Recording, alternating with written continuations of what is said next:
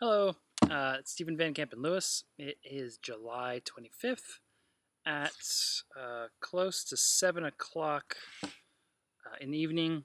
The sun is still plenty high in the sky, but it's getting darker and cooler. I told you in my last video on Cattleyas that they're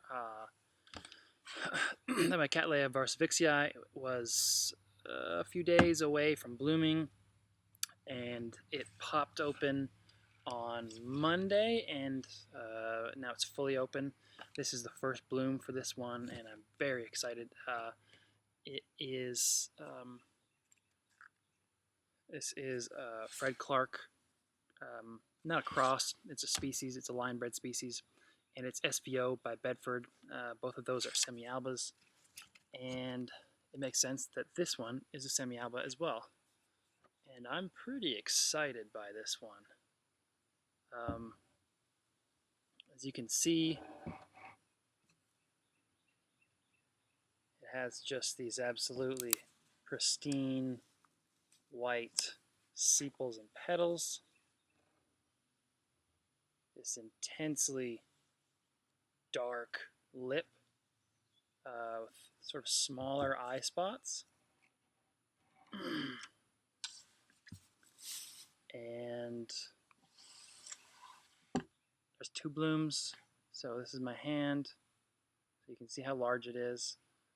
This is, as I said, the first bloom, which is typically not a great bloom. So to see intensely vibrant color like this for this species is great, for any species really.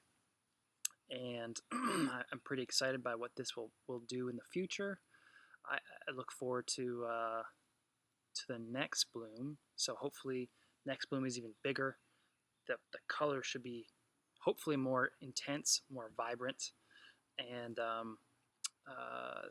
hopefully the flowers will be quite a bit larger. That would be my goal.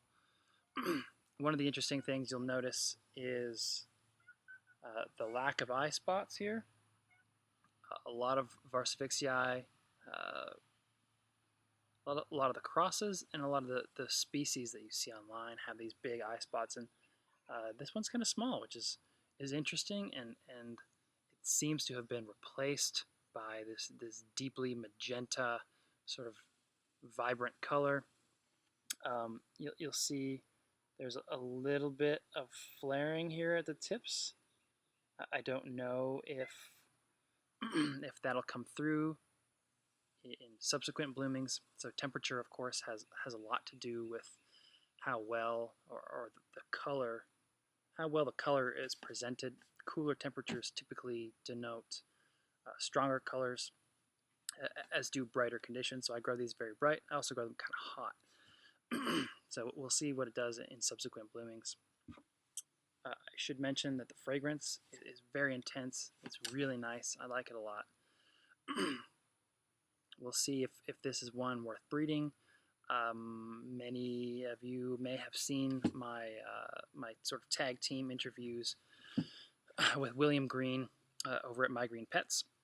He's got a bunch of Cattleya rex that are just about to bloom, and him and I have been talking about possibly breeding or crossing these two. I hesitate to do that kind of a cross, not because the flowers aren't amazing, because these ones certainly are. I assume that his Cattleya rex will be, which are should be opening their first buds here today or maybe tomorrow. But having a small young plant holding a seed pod is not necessarily the greatest idea, especially when you haven't seen what the flowers are actually capable of. If you're going to take the time to A, flask, and B, deflask, and then C, wait close to a decade before the blooms come out, you should probably make sure that you are using the best stock possible. You're not just wasting your time. Now, of course, this is from Fred Clark at Sunset Valley. He uses the best stock. This first bloom is absolutely amazing. So, I'm not too hesitant about using this as a pollen parent. We'll see maybe what William says about his his Cattleya rex and what they look like. It could just be fun in any case. But I do want to let you zoom in a little bit on this flower.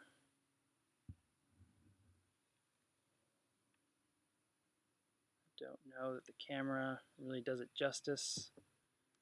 You know, at some point I need to invest in a really good, in a much better camera than I have now. I'm really just using my laptop these days.